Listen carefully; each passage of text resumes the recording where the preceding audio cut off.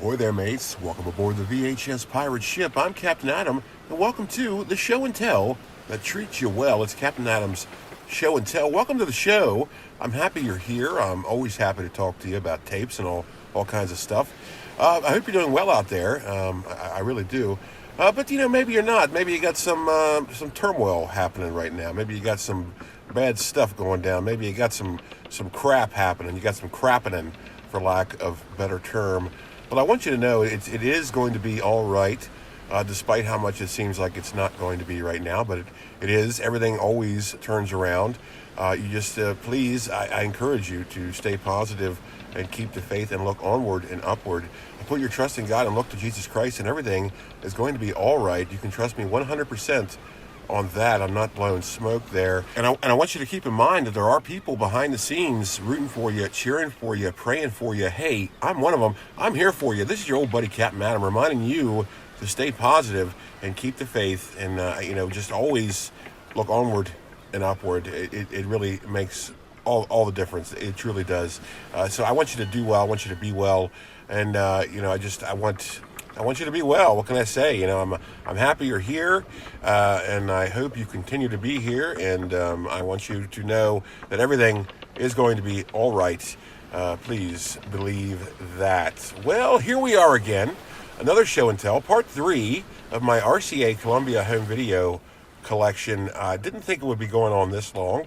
Quite frankly, I'm a little sick of talking about them. And I hope you're not sick of hearing about them. Well, whoops. I hope you're not sick of hearing about them because they are fun to talk about. They are, as you guessed from parts 1 and 2, that they are one of my favorite, maybe my favorite VHS distributor of the 1980s, just because of their very, very nostalgic look. Now, as you can see here, there are two that sort of stand out, one more than the other, and we're going to get to that.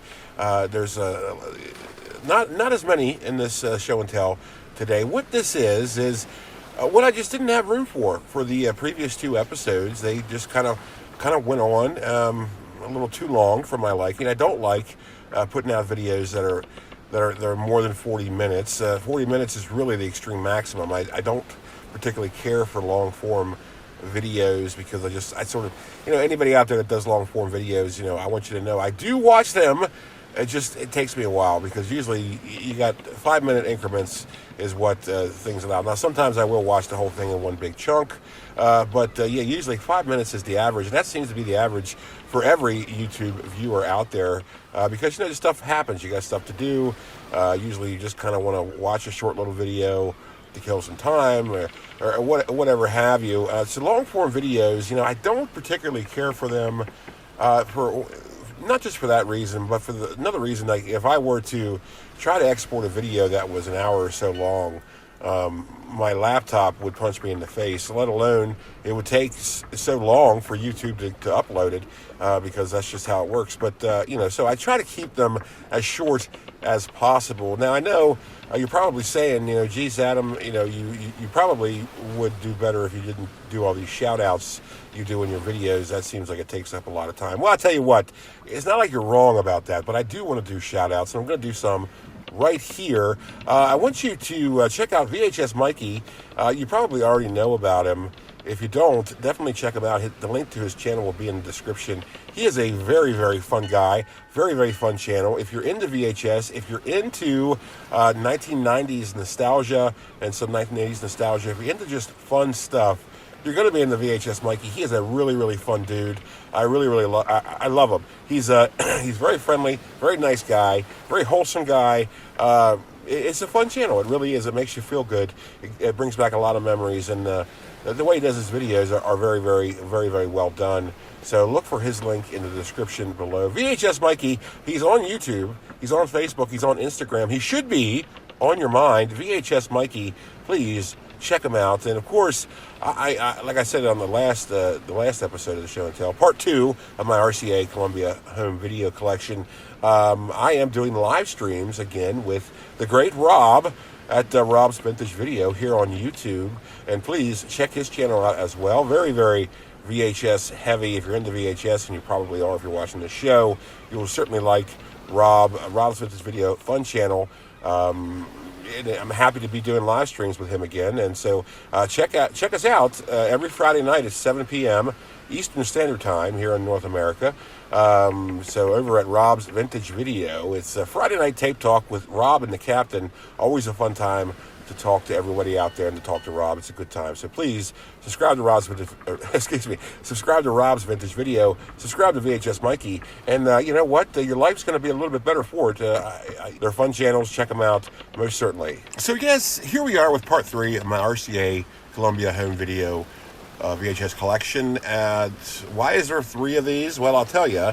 I always knew I had a lot of them because my thing is, and if you watched the previous show and tells about this very subject, you'll know that I just love these things so much that I buy them.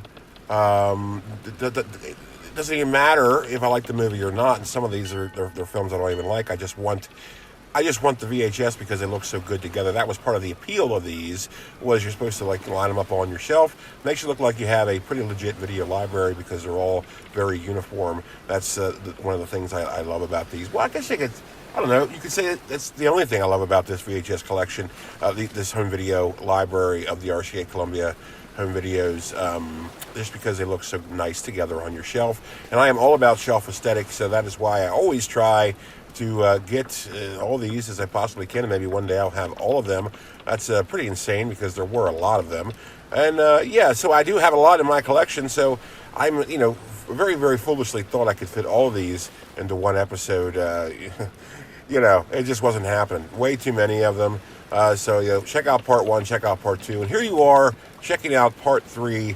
And we're not going to have as many as the previous 2 episodes, because these are the remainders, just what I couldn't fit in the other episodes. And there's some pretty strong titles in this, and there's also a few that not so much. And it's a bit half and half, really. So without further ado, let's get into it. And let's talk about one that's a very, very potent title with Willow. And when I say title, I mean the royal meaning of title, which it means the movie behind it. Of course, I'm just saying title because Willow as a title in and of itself is a little gentle, isn't it? Willow, but this is quite a movie. Just one of those movies that just came out at exactly the right time because it's a sword and sorcery flick. This came out in 1988, and this really was the first major sword and sorcery flick that had been released in a number of years at this time, because the early 80s was chock full of sword and sorcery movies. It seemed like there was a sword and sorcery movie released every 5 minutes. I mean, there are tons of them. Conan the Barbarian, Conan the Destroyer, Red Sonja, the Deathstalker series, Beastmaster, Lady Hawk, Excalibur. There was a Dragon Slayer. There was just tons of them everywhere you looked. And then there was a lull for several years where it didn't really seem like there was any sword and sorcery movies coming out. And then this one was released and sort of reminded all of us of how much we loved sword and sorcery flicks. And this is just a great example of a very well done sword and sorcery flick. Watched it recently. It does hold up rather well. The thing about this is it's really, really easy to get into because the story, the story, I guess, is a little extensive, but not really. I'm not saying that to really downgrade this movie at all. It's just the story is just really, really kind of easy. It's, what's the word I'm looking for? I don't know. It's a very linear story, very easy to understand, which makes this movie very, very easy to understand as far as sword and sorcery flicks go, because some of them do tend to get a little complicated. This one does not do that. It does fine just as it is, and it's just a really easy movie to enjoy, a very fun movie. A George Lucas film, definitely a little bit different than, of course, the Star Wars and Indiana Jones series this is. And so this is quite different. It's a very standalone part of his repertoire. But this one never really got the recognition of the Star Wars and the Indiana Joneses. It just kind of did its own thing. And Yeah, we're very thankful for it. It's just, I don't know. I've always thought it was a cool movie. I remember I went to go see this in the theater, and I was just very, very excited about that. Willow, very fun movie, especially to go see in the theater. It was one of those movies where it's better in the theater. It's a popcorn movie essentially, where it's just more exciting to go see it on the big screen. It's an event. It was just nice to see. Just a very, very cut and dry sword and sorcery flick with not a lot of complications in it. Just a nice, enjoyable fantasy film. Now, as far as George Lucas films go, I mean, you can't really say the same for Tucker. That movie certainly stood out amongst all of George Lucas's work. Yeah, it's a decent movie. I mean, you don't go see. See, my problem is my dad took me to go see it when that movie came out. Tucker, that is. Of course, it's a movie about the car company, the man who made the Tucker, the very short-lived car. And it's just, you hear like, oh, it's George Lucas, and you're like, oh, this is going to be great. You just go see it on that premise, and then you're like, well, this clearly isn't for kids. It's a drama for adults. And I watched it recently. It's a decent film. But anyway, we're not talking about Tucker. We're talking about Willow here, and this, of course, would be all of our introduction to Warwick Davis. Now, it is true that Warwick Davis was in Return of the Jedi. He played Wicket, the Ewok, but he was in costume, so you didn't really know it was him until like later on. After this came out, you're like, oh, well, he was Wicket in Return of the Jedi, and then you kind of pay more attention to Warwick Davis, and of course he's done tons of films since then. In fact, I dare say there wasn't a television movie, an NBC movie, that didn't have him in it, one that pertained to any kind of classic fantasy literature. He was in a lot of those. Of course, he was in the Leprechaun films. Warwick Davis, just a big part of our cinematic culture, and certainly glad to have him on board. So yeah. This was definitely a breakout role for him. You could certainly say that. And of course, it's always good to see Val Kilmer. He does a smashing job in this, as only Val Kilmer can. Very, very glad he's in this film. Just a lot of good stuff going on with this film. A lot of really cool imagery. A lot of really cool style of it. It's just like I said. It's a very, very, very, very nice fantasy film. And I wish there were more films like this. I mean, I guess you could say there are, but a lot of fantasy films, and I've noticed this, they do kind of tend to get a little boring, just a little bit. There's like too much meat on the bone, and it's drawn out too much. I mean, you could say that sort of happens with Excalibur. It happens with Dragon Slayer. It certainly happens with Lady Hawk. Lady Hawk, fine film, but just a little dull. The pacing is just a little slow, and that kind of, you wouldn't think that would happen with fantasy films and sword and sorcery films because, the content is just so exciting. You wouldn't really think it would be dull, but they do. I should say they can get dull. This one doesn't get dull. I don't think. It's in my opinion, a very, very exciting film. Now, I can't really say the same for the toy line. If you remember the toy line when it came out, we all were expecting like posable action figures. Instead, we got like these, non-posable. I think were they metal? No, I think they were just hard plastic, but they were just on like these pedestals. You couldn't do anything with them. They were almost like, I don't want to say chess pieces, but they were almost like little figurines you use in like Dungeons and Dragons stuff, and like they weren't toys. So a little disappointed in them, but that's okay. We had plenty of awesome toys back then to play with, but so we'll take a pass on the Willow toys. But a lot of potential there. They could have done a lot with the Willow figures if they made them posable, but they didn't, and I still don't know why they went the direction they did. So yeah, this excuse me, this particular VHS, as you can see, it's not technically an RCA Columbia Home Video, as we talked about in the past two show and tell episodes about RCA Columbia Home Video. If it has the Columbia TriStar logo on it, it is a 91, because that is the year when RCA dropped out of the partnership and Columbia picked up TriStar. Well, I think TriStar was with them a little bit before then, but 91 is when they became Columbia TriStar home video. It's just kind of the same thing, but if you have a tape that has this logo on it and not the RCA Columbia home video logo, and it still has like the red trim and the RCA font and everything, it is a 91 despite what the tape or the sleeve says, because this tape says, I think it says 88, yeah, 88. So it's not an 88, it's a 91. So that gets a little confusing as far as VHS collecting goes, is trying to chronicle this stuff, but that's the way it goes. So this might not be the first VHS distribution, but it is the second, and still basically an antique, and because this would be released again, well, I know it because I have the 1999 distribution that comes in a very, very different layout design. There is, because I think the RCA, well, I guess Columbia home video, they would drop the red border and the white lettering thing. They would drop that, I think, around like 93, I think, 92, 93. They wouldn't keep that motif very long after they made the name change. So, yeah, Columbia Home Video would just basically just start doing just normal layouts for tapes, non-uniform, stuff like that. Not as fun, but that's okay, I understand. So, hey, let's get going. When it comes to coming-of-age movies, really only one comes to mind, and that's Stand By Me. Yeah, I mean, just a instant classic of a film, a very impactful film, very important film culturally, you could say. Of course, I'm not really sure what that means, to tell you the truth. All I know is that everybody knows of this film. It's a very, just a very special film.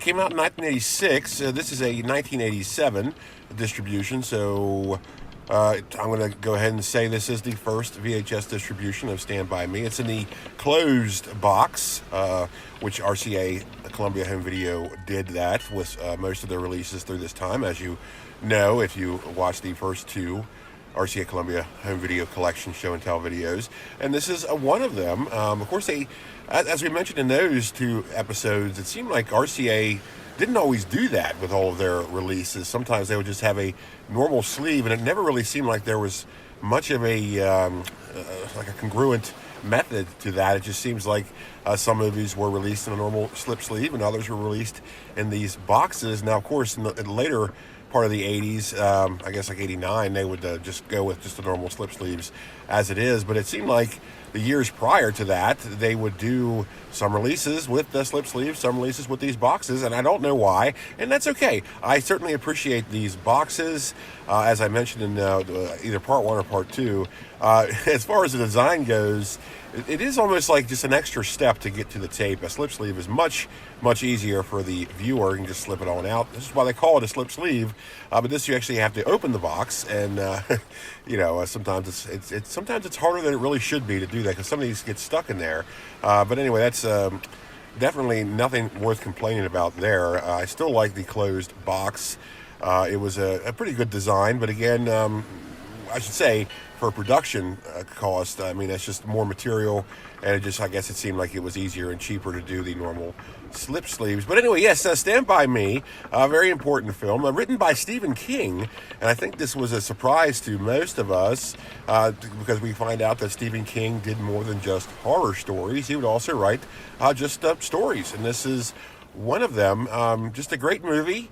Like I said, it really is the epitome of the what is called a coming of age film, to where the protagonists are usually young, and they sort of come into their own. They see the world in new eyes, and they go on an adventure to really prove themselves as people. And this is certainly what this film certainly does that. It's pretty much the standard bearer for coming-of-age films. Now, certainly you could say that about other films that were released before Stand By Me. I mean, The Goonies comes to mind, but really, Stand By Me really took the cake when it came to the coming-of-age genre of film, because it just sort of, I don't know, it's sort of just, Stand By Me stood out because of that fact. They weren't going to find treasure like in The Goonies, and they weren't fighting monsters like in the Monster Squad.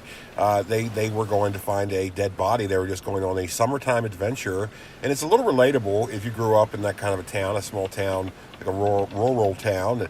I mean, you didn't go looking for a dead body, or maybe you did, but I mean, most times you just go on these little mundane adventures just to kind of just to kind of, play the day away on a nice, lazy summer day.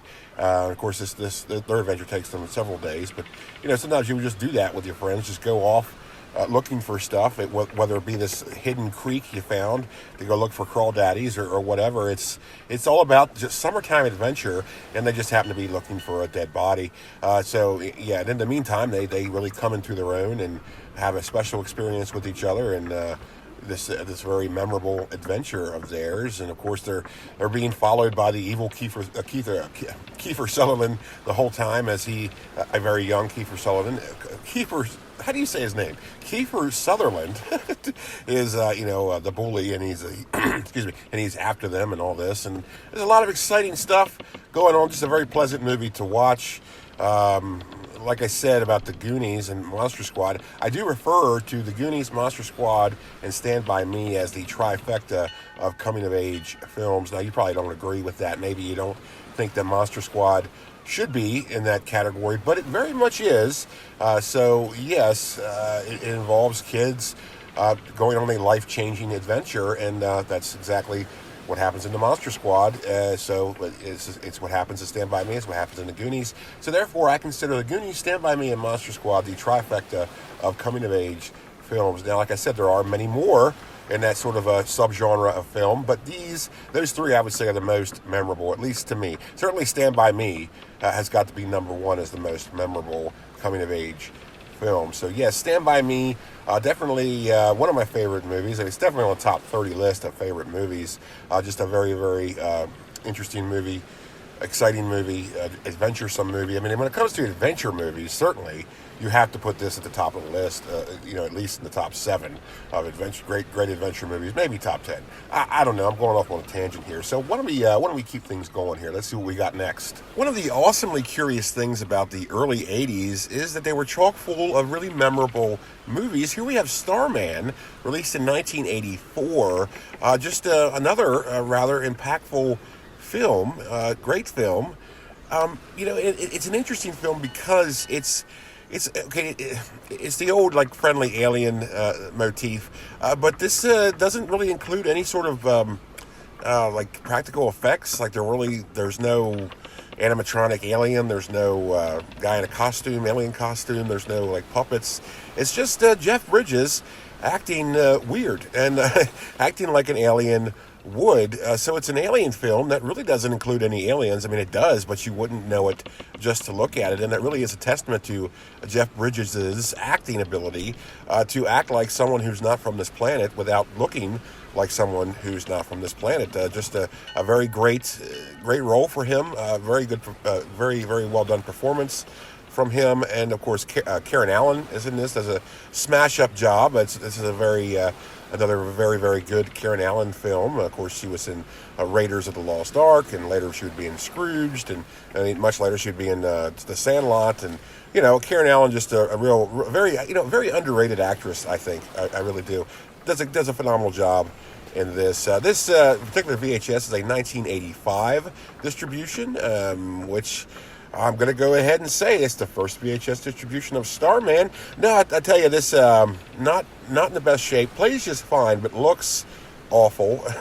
This is going through it, man. This is going through it. Definitely a lot of wear and tear on this one, most especially on the front of the box. As you can see there, a big old tear. So not very appealing to look at from the front, or really any angle, to tell you the truth. This is a lot of wear and tear on this one.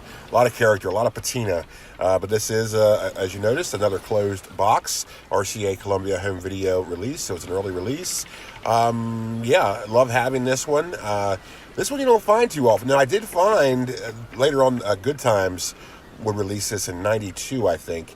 And I do have that distribution as well. I did find that one in the wild, but this one came with this just a big bundle of tapes I got off the internet, and it was just sort of in the bottom. But yeah, you really don't come across this one all too often. The Good Times home video distribution, not as romantic looking as this one. This one certainly has that RCA Columbia home video charm about it, even though it's in pretty rough condition. It still has that distinct red border that RCA Columbia home video was known for, at least in this time period. And of course the uniform spines of the sleeves, with the one side being the RCA logo, and the other side being the actual, not the RCA logo, I'm sorry, the RCA font with the name of the movie, and the other side being the actual logo of the film. So this is certainly a formula. What's the word I'm looking for? Well, it follows the formula of the early RCA Columbia Home videos, and that's why I love it so much. I do wish it was in a little better condition, but it's okay. The tape plays just fine. Starman, great film. If you haven't seen it, because I'm often surprised at how many people tell me they haven't seen Starman. Certainly. It's a movie for its time. It's just that early 80s, has that early 80s feel to it. Certainly I'm not saying it's like E.T. It's like E.T. because there's an alien involved. That's about it. It's a friendly alien. But other than that, there really is no coincidences. There is no coincidences. What am I saying? There really is nothing else in common with it. E.T. is his own movie. Starman is his own movie. And of course, this is a John Carpenter movie. A lot of people sort of forget that. I know I'm one of them. John Carpenter, usually just known for stuff like Escape from New York and Big Trouble in Little China, but he would sneak stuff in like this every now and again. Yeah, Starman, John Carpenter movie.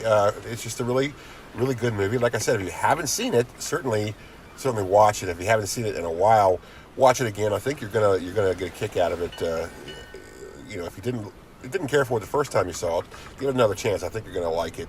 But don't be expecting a lot of intergalactic warfare, a lot of special effects, nothing like that. It really is not that kind of a movie, even though it's sort of set up to be that kind of movie, because you hear, oh, it's an alien coming to Earth. What can we expect? Well, not the stuff that you come to expect. It's not that kind of movie. It is, but it doesn't have that kind of stuff in it. It's weird. Definitely an interesting movie, a very well done movie, very uniquely done movie. Definitely Starman, one of my faves. So certainly check it out. And how about we get going? Up next, we have a rather interesting one with a rather interesting backstory. Casino Royale. Now, this is not the 2006 James Bond film with Daniel Craig. This is 1967, and it is a Bond film only in relation, I guess you could say, but it's not officially a Bond film because the production company responsible for this was different than the other Bond films. I think the official Bond films were made by the Eon Company. I'm not entirely sure about that, but that's rather interesting. A little factoid about this film, I think. I haven't watched this one yet. I don't know if I will. I'm not sure. I might give it a whirl. This since they couldn't, well, the story goes, since they couldn't get the actual James Bond licensing for this, they made it more of a satire. So this is a comedic spin on other Bond films. So I thought that was rather curious because I always thought this was a Bond film.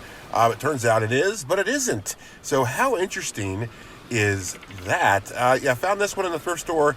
Had to get it, like I said, for most of my RCA Columbia home video collection. I had to get it just because it's part of the library, and I just like collecting them no matter what the film is. So just had to get this one. And this was actually, I found this one rather recently, I think 2 years ago. And if you've been paying attention on the channel here, and if you're a thrifter yourself, you know that the VHS pool, as far as thrift stores go, has dried up substantially. So yeah, you're looking at about years, in between times you actually find tapes in the wild, at least for me. This one, I think it was about 2 years ago, I got this one. Obviously had to pick it up, not only because it's an RCA Columbia Home video, but also it was one of the only tapes the store had, one of the only tapes that was actually worth getting, I should say, because I think the other ones were bass fishing. I know I refer to bass fishing VHS a lot on this show, but that is because I find them a lot in the wild. It's usually because nobody wants them. The VHS collector that's also a fisherman is a pretty niche market. So I wouldn't think that they're going to go flying off the shelves. Usually, bass fishing or any kind of fishing VHS were reserved to fishermen. when VHS was still the prime home media outlet, but now that there really isn't, and usually VHS is just reserved for the antiquers or collectors, the stuff like the bass fishing videos sort of just go unwanted. That could be a little sad if you think about it too hard, but it also makes a lot of sense. The bass fishing stuff's probably not going to move unless you have somebody out there who's an absolute collector, meaning that they have to get every single VHS they see, no matter what it is. I don't encourage that sort of behavior. You need to have some kind of control and limits on your hobby. It's not a good idea to just go around buying everything you see of a certain medium, because you're just going to end up with no room, and that's how hoarders get started, and eventually you're just going to be buried alive in your own collection. So I should say, if you're not into the movie, I wouldn't particularly buy it if you don't have any other reasons. Now me, like I said, I buy these RCA Columbia Home videos just because I like how they look, but still there's a limit to that. Like, I'm just sort of sitting and keeping in one sort of what's the word? I'm just doing it because I like how they look. I'm not getting it because they just. Well, I guess I am. You know what? Forget everything I just said. You do find a lot of bass fishing VHS out there. Let me know in the comments below. Do you find a lot of bass fishing VHS or like hunting VHS stuff that you just know isn't going to sell, despite the fact that it's 50 cents or a quarter or whatever? Let me know in the comments below. What is your most common and unwanted thrift store VHS find out there? Let me know in the comments below. Casino Royale, I might fire this one up sometime. It stars Peter Sellers, or the guy who was in Pink Panther. It stars him, and it's just weird. It's a Bond movie that's not a Bond movie. It's very, very, very strange. So we'll have to check this out sometime. So hey, let's get going. Up next, we have a film that I had every intention of watching and really wanted to own this. Not only because it's an RCA Columbia Home video, but also because I've always wanted to see this movie, Tootsie, the Dustin Hoffman cross-dressing classic. I definitely wanted to watch this, but unfortunately, when I popped it in, the tape no longer works. It's non-functional. It does work a little bit, but you can't rewind it past a certain part. It's one of those deals where it's just broken on one part, so you really can't watch the whole thing, and plus the sound is really, really muffled. Just a very, very poor condition tape, and unfortunately this might end up in the garbage. But I might keep it just to stick on the shelves. I'm not sure. It's just a shell of what it used to be, really, because the case is in poor condition. As you can see, the spine there's sort of like coming off. There's raggedy stickers all over it, and as you can see from the tape, there was a sticker. This was part of somebody's private collection. They actually put their own little label on it. That's very, very nice. Not much to say about this one. I know the premise. I haven't seen it yet. I guess I'm going to have to look it up on some other format to watch it, because I do want to watch it. I am a Dustin Hoffman fan, so I do want to watch Tootsie. But since I don't have really too much to say about this film or this tape itself, besides the fact that it doesn't work, I'm just kind of going to move on for the sake of time. So let's move on to one that I really been looking forward to talking about. For the only reason being how much I dislike it. And as you know, I don't like to be negative, but this leaves me no choice. Here we have Neighbors, a Dan Aykroyd and John Belushi movie that's not the Blues Brothers or Blues Brothers related whatsoever. This is its own little comedy. Let me tell you why I don't like it. For one thing, it's an early RCA Columbia Home video that just stands out by its, like, it doesn't have the same design as the other sleeves do, and this is an 84 distribution, so this was like peak RCA Columbia Home video. So why did they make this one so different than the others? Because it looks terrible right next to the other ones on the shelf. So I don't even keep this one with the other ones, because it's not it's not the black background. It's white for some reason, and they don't have the RCA font on the one side. It's both sides of the movie logo. It's like, I don't know why they did this. This is the only RCA Columbia Home video I've ever seen that looks like this, and I don't know why they did it. It sticks out like a sore thumb. It doesn't fit along with the other RCA Columbia Home Video Library, and it really bothers me because I like shelf aesthetic very much, and this is an early RCA Columbia Home Video that doesn't look like one. So yeah, I don't like it. The reason I got it is because I've never seen this tape in the wild, never even heard of this movie before I saw this tape in the wild. I found it at a thrift store for a quarter. It's in pretty rough shape, really. But the fact remains, what really stood out. Let's see, what made this unique is also what made me buy it. Okay, let me rephrase that. What made me buy this is also what I dislike about it the most. So really, I bought this because I don't like it. Isn't that weird? That's pretty weird if you think about it. But the thing is, like I said, it just stands out from the other RCA Columbia Home Video Library tapes. I mean, why did they do this? I don't understand. Now, as far as the movie goes, I got to tell you, I don't think I have the courage to watch this because I've seen reviews, and every review I've seen about this, they absolutely hate it. Now, I know critics are critics, but these are just like normal reviews from just people that aren't film critics, that aren't like stuck up and pretentious. They just, they like comedies. If you're like a Dan Aykroyd and John Belushi fan, they say don't even watch this movie. So, I don't know. And usually, a lot of times when people say that kind of stuff, it's usually true, especially when it's an overwhelming majority of the reviews. I would say all the ones I read are not very favorable of this film. So I don't know if I'm going to watch this or not. And like I said, you don't really hear about this movie at all. And like I've always said in the past, my findings is that when you have a movie that's not talked about or forgotten about, there's usually a really good reason for that, and that's because it's not very good. So I don't know if I'm going to watch this one. Am I happy to have this one? Yes and no. I have a love-hate relationship with this particular tape. I like it that it's an RCA Columbia Home Video. I don't like it because, well, it doesn't seem like it is. It's just, I don't know, it's too different. It doesn't work for me, but I don't like to be negative, but I did have to mention this tape just because it's just so unique, but it's too unique in my opinion. So yeah, we're going to close it out on that one. Well, thank you very much for watching. This has been the finale of the Captain Adam Show and Tell RCA Columbia Home Video collection. It's amazing I broke this up into 3 parts, and I didn't think I was going to have to do that, but I did. So I appreciate you watching. If you watched all 3 of them, thank you for hanging in there with me. And I am very, very glad to be done talking about RCA Columbia Home Video. It's just, that's all I've been talking about for the past several weeks. But hopefully, you're not tired of hearing about them. So I really appreciate you watching. Thank you. Thank you for joining me, and please stay tuned right here on Captain Adam's VHS Pirate Ship. And always remember, definitely be positive. You stay positive out there. Keep the faith. Look onward and upwards. This is your old buddy Captain Adam, wanting you to be well and do well, and reminding you to be brave, be generous, and be kind, and look to God and put your trust in Jesus Christ, and everything is going to be all right. Trust me on that. So, until next time, me hearties, take care out there, and I'll see you next time only on Captain Adam's VHS Pirate Ship. Goodbye, and God bless.